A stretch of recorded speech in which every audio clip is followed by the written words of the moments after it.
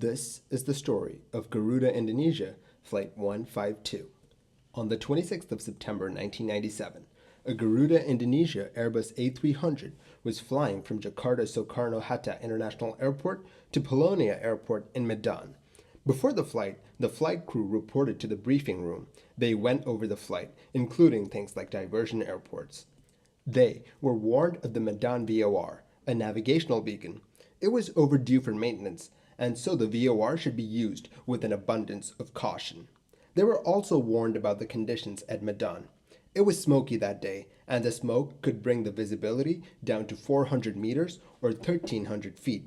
The ILS approach at Medan required twice that. With the briefing done, the plane took off and it was in the air. By 6:12 a.m. UTC, the plane was in contact with Medan Control and was requesting permission to descend down to 15,000 feet, which Medan Control cleared them to do. When they were 43 nautical miles from the Medan VOR, the controllers asked them to descend down to 3,000 feet and also to slow to 220 knots so that another plane could take off. Soon the plane was getting close to Medan. The controller came on the frequency to help them intercept the ILS of runway 05. The controller said, Merpati 152, turn left heading 240, vectoring for intercept ILS runway 05. From the right side, traffic now rolling. No reply came from flight 152. The controller asked again, Indonesia 152, do you read? The radio crackled to life, and flight 152 asked the controller to repeat the message. So here's what the crew had to do. They had to turn to 240 degrees. This was the start of a left turn, and this left turn would put the airport on their right side. So a right turn after this left turn would help them intercept the ILS. After that, it's just a matter of following the ILS all the way down to the runway. After having confirmed that the airplane was clear of the mountains to the northwest, the crew turned to 215 degrees, completing that left turn that we talked about before. Now that they were getting close to the airport, they were asked to descend down to 2,000 feet. As the plane passed through 3,000 feet, on its way down to 2,000 feet, the plane cut through the thick smoke that surrounded Medan that day. The radio crackled to life again. The controller wanted them to turn right to 046 degrees. This is the turn to the right to intercept the ILS system of runway 05. The pilots replied back with, turn right heading 040, Indonesia 152, check established. But the plane started a left turn. As the plane turned left in the haze, the first officer reminded the captain to turn right. Confused, the crew asked the controller. The controller replied with, turning right, sir. The plane leveled its wings. The controller asked the crew if they were making a left turn or a right turn. The plane at this point was starting to turn right. At 6:31 a.m., the controller asked Flight 152 to continue turning right. This confused the crew. Quote, confirmed turning left, we are starting to turn right now, end quote. The plane flew on through the haze. The first officer pointed out that they were well below their assigned altitude of 2,000 feet. The pilots increased power and pitched the plane up, but the haze had been concealing a mountain. 5 seconds after the first officer commented about their altitude, the CVR picked up the sounds of the right wing starting to strike trees. The plane crashed into a mountain. None of the 234 people on board survived. The crash site of Flight 152 really puzzled the investigators. The plane was heading away from the airport when it should have been flying towards it. The visibility at Medan that day was quite bad. The cloud ceiling was at 1,500 feet and the smoke made things a lot harder. So it was quite difficult for them to realize that they were heading away from the airport. As per regulation, if the visibility at Medan fell below 800 meters or 2,600 feet, the airport was to be shut down. This did not happen on the 26th of September, 1997. But the crew knew all of this.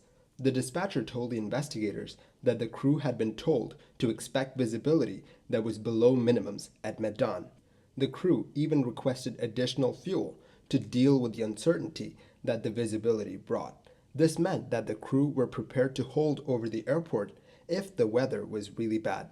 They scrutinized the rest of the flight.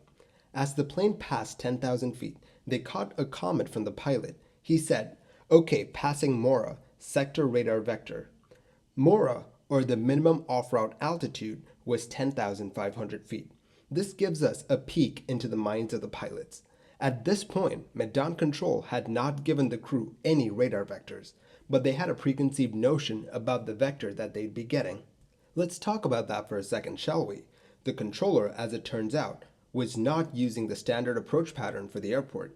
Usually, an inbound plane overflies the airport, more specifically the Medan VOR, and then makes a series of left turns to intercept the ILS beam from the left-hand side.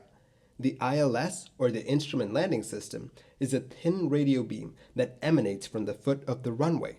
It guides planes down very precisely. If you intercept the ILS, you're good. But the controller decided to switch things up today. Another plane was departing the airport, so to provide lateral separation, the controller decided to ask Flight 152 to turn left before reaching the Medan VOR. This would mean that they'd be intercepting the ILS from the other side, that is the right-hand side. The controller made this call with the help of the localizer footprint chart and the minimum vectoring altitude chart. But there's a problem. These charts were drawn up by the radar manufacturer to install the radar system at the airport. These were not official airport charts. The investigators found the minimum vectoring altitude chart to be incorrect. For example, the chart said that planes could fly at 1,500 feet in the area where the plane crashed, but in reality, the terrain there was 1,400 feet high. The localizer footprint chart gave the controllers a safe area where he or she could vector planes down to 2,000 feet, and the controller's clearance checked out. Even though it was non-standard, the right-hand intercept would have kept the plane out of the mountains. So, what happened? When the controller was giving the crew their vectors to the approach, he mistakenly used the call sign Merpati 152. That's another plane, another carrier, and so the crew did not respond. The controller then gave the exact same clearance, but with the correct call sign. It asked them to start their left turn to 215 degrees. But the controller forgot to add one critical piece of information: the direction that they'd be intercepting the ILS from. Remember, usually pilots intercepted the ILS from the left-hand side. This time they'd be doing it from the right-hand side, and the controller did not mention that the second time around. The controller was under a heavy workload, juggling multiple planes. In fact, the minimum number of controllers needed for that area was 60, but only 37 were on duty that day. The pilot then asked the controller, 152 heading 253, confirm, are we clear from the mountainous areas? This gives us another peek into the mind of the pilot. The pilot is asking the controller if they're clear of the mountains northwest of the airport.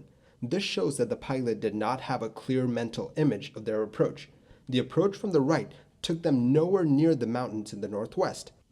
In this situation, according to the company's basic operations manual, if the pilot is not clear about anything in the clearance, be it their position, the safe altitudes, position of the airport, the pilot should abandon the approach, climb to a safe altitude, and begin the approach again.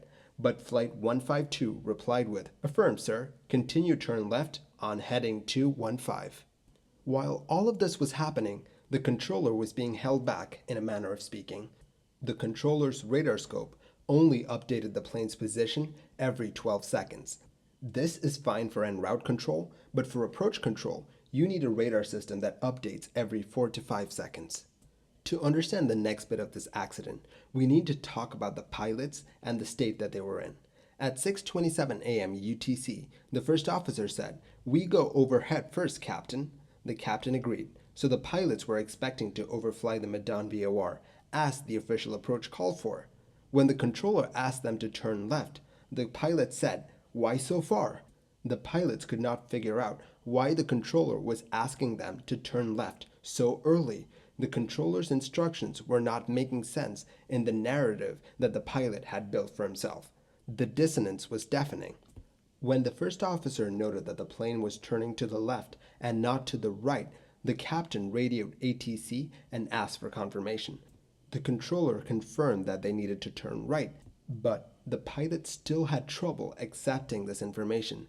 It did not fit in with the mental image that he had, and so he put the plane into a left turn towards a mountain range. At this critical juncture, when things were starting to go wrong, the captain was feeling hot, and so he sent the first officer to check the circuit breakers for the air conditioning unit. The first officer was distracted at this crucial time. In hindsight, asking the first officer to check on the AC unit was not a good idea. It took the one person who was cognizant of what was happening out of the equation. But they still had ways to avert this disaster. If you think back to the controller's clearance, the controller had cleared them down to 2,000 feet. They were not supposed to go below that. Had they done that, they would have missed the mountain by about 500 feet. So why did they go below 2,000 feet? The investigators had a few theories. The first one is that they engaged the vertical speed mode. If you engage the vertical speed mode, the plane will climb or descend at a fixed rate till you tell it otherwise. In this case, the plane was descending at 900 feet per minute. If the plane was in the vertical speed mode, it would continue that till the pilots made a conscious effort to maintain their altitude. The second one is that they set their target altitude below 2,000 feet. If they were to set their target altitude to below 2,000 feet, then the autopilot would do as commanded and maintain an altitude lower than 2,000 feet. The third and last hypothesis is that the autopilot system failed. But this is unlikely, as the autopilot system had no issues descending and holding 3,000 feet. The investigators believe that the pilots set the altitude incorrectly in the high-stress environment of the flight. They still had one last line of defense: the GPWS, or the Ground Proximity Warning System. The GPWS warns pilots when they're very close to the ground so that they can take corrective action. The warning is unmistakable. It's a computerized voice that says, "Pull up," accompanied by klaxons. Looking at the flight data recorder, they see that the GPWS system had been engaged, but the only pull-ups that they could hear were from the pilots, not the GPWS system. In addition to that, other warnings were missing as well. The system should have generated a too low gear warning to warn the pilots about the stowed landing gears, but they did not hear that either. During the final moments of the flight, the GPWS system was in what's known as Mode 2A. In Mode 2A, the GPWS will only generate warnings if the radio altitude is below 2,500 feet and the terrain closure is below 3,400 feet per minute.